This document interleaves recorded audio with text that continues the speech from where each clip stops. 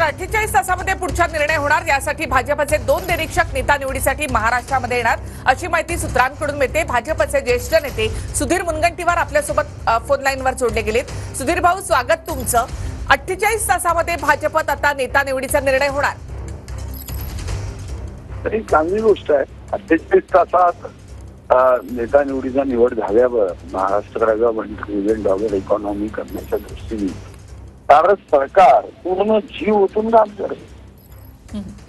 सुधीर भाऊ, यासाठी 2 निरीक्षक हे महाराष्ट्रामध्ये येणार आणि त्यानंतर 29 तारखेला या संदर्भातला निर्णय होणार अशी माहिती आहे। शेवटी जेव्हा ही नेत्याची निवड होते ही पक्षाची बैठक घेऊन ही साधारणतः जो नियम असतो आपल्या नेता निवडीचा तो नियमाचं पालन करावं लागतं।